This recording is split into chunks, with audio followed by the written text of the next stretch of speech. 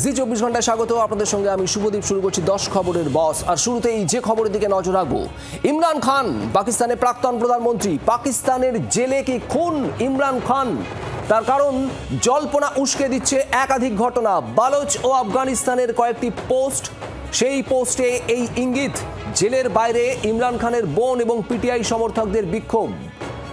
পাক সংবাদ মাধ্যম সূত্রে দাবি, ইমরান খান যে জেলে রয়েছেন পাকিস্তানে, সেই আদিয়ালা জেলের বাইরে গুলি চলেছে। ইমরান সমর্থকদের উপর গুলি চালায় পাক পুলিশ। পাশাপাশি ইসলামাবাদে উঠল আজাদি স্লোগান। এবার কি টুকরে টুকরে হবে পাকিস্তান? ইমরান খান জেলেবন্দি, একাধিক অভিযোগ তার বিরুদ্ধে এবং তারপর থেকে জেলেবন্দি দীর্ঘ কয়েকদিন ধরে। এবং এই ইমরান খান কি জেলের ভিতরেই খুন হয়েছেন?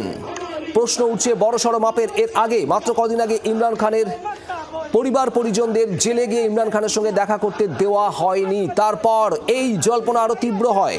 আর এদিকে আফগানিস্তানের এবং বালোচের বেশ কয়েকটি পোস্ট, সেখানেও একই রকম ইঙ্গিত।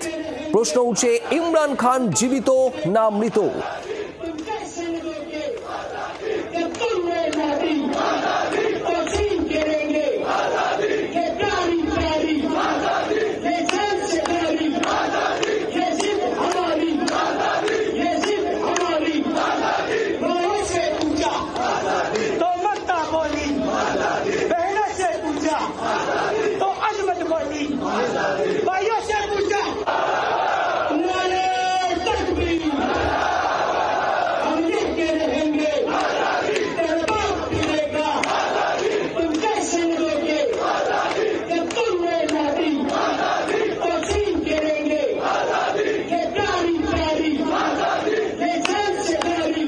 এইভাবেই আজাদির স্লোগান উঠছে পাকিস্তানে। যে ছবি আপনারা দেখছেন, রাজীব চক্রবর্তী আমাদের প্রতিনিধি রয়েছেন আমাদের সঙ্গে। রাজীব, একটু জানতে চাইবো এখনো পর্যন্ত আপডেট কি পাওয়া যাচ্ছে? ইমরান খান তিনি কি জীবিত না জেলের ভিতর খুন হয়েছেন?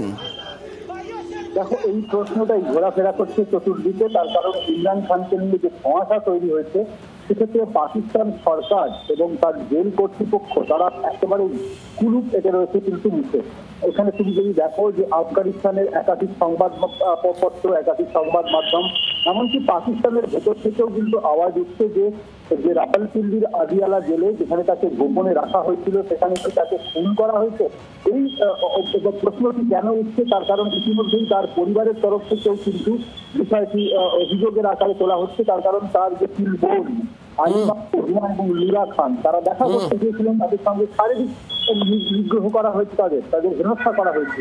আর এরপরেই যেটা দেখা যাচ্ছে যে দীর্ঘদিন ধরেই তাকে তার পরিবারের সঙ্গে দেখা করতে দেওয়া হয়নি। অর্থাৎ জেলে রাখার যে স্বাভাবিক নিয়ম রয়েছে, কাউকে। আমি ঠিক এই জায়গাতে আসবো রাজীব, তোমার কাছে একটু সঙ্গে থাকো। এই মুহূর্তে আমাদের সঙ্গে রয়েছে নিরাপত্তা বিশেষজ্ঞ শুভাশিস বন্দ্যোপাধ্যায়। শুভাশিস বাবু, জি 24 ঘন্টায় আপনাকে স্বাগত। যে খবর, যে জল্পনা ছড়িয়েছে এই মুহূর্তে, পাকিস্তানে ইমরান খান আদৌ জীবিত কিনা, তাকে জেলের মধ্যে কি খুন করা হয়েছে, একাধিক ইঙ্গিত আসছে সে সম্পর্কে। যদিও খবর নিশ্চিত নয়, আমি একটা বিষয় জানতে চাইবো, একটা নির্বাচিত সরকার, গণতান্ত্রিকভাবে নির্বাচিত সরকারের প্রধানমন্ত্রী, প্রাক্তন প্রধানমন্ত্রী ইমরান খান, হতে পারে তার বিরুদ্ধে একাধিক অভিযোগ, কিন্তু তিনি যদি জেলের মধ্যে খুন হয়ে যান, আর যেভাবে এই আজাদি স্লোগান উঠছে গোটা পাকিস্তান জুড়ে, কি পরিস্থিতি পাকিস্তানে?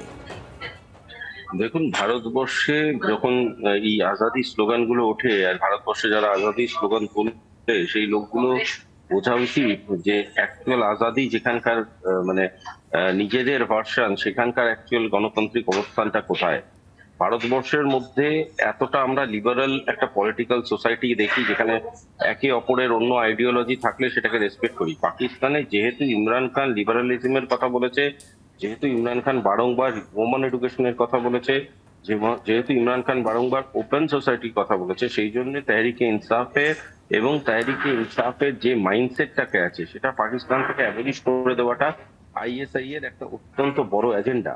এবং সেই অ্যাবলিশমেন্টের জন্য প্রথমেই দরকার ছিল ইমরান খানকে পদ থেকে সরিয়ে দেওয়া। এই ইমরান খানকে সরিয়ে দেওয়ার মধ্যে দিয়ে শুধুমাত্র যে ইমরান খানের মৃত্যু ঘটানোটাই ইচ্ছা সেটা নয়, ইমরান খানের দ্বারা পরিচালিত যে আইডিওলজিক্যাল প্রসেসটা আছে সেটা পাকিস্তান থেকে সরিয়ে দেওয়াটা at this point of time Pakistan এবং আইএসআই এর কাছে সব থেকে ইম্পর্টেন্ট একটা এজেন্ডা।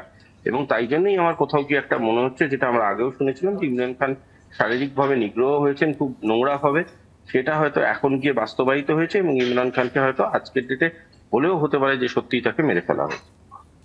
শুভাশিস বাবু, আপনাকে ধন্যবাদ। জল্পনা ছড়াচ্ছে এবং এই জল্পনা আদৌ কতটা সত্যি সময়ের সঙ্গে সঙ্গে স্পষ্ট হবে। ইমরান খানকে নিয়ে তীব্র জল্পনা, তিনি আদৌ জীবিত নাকি মৃত।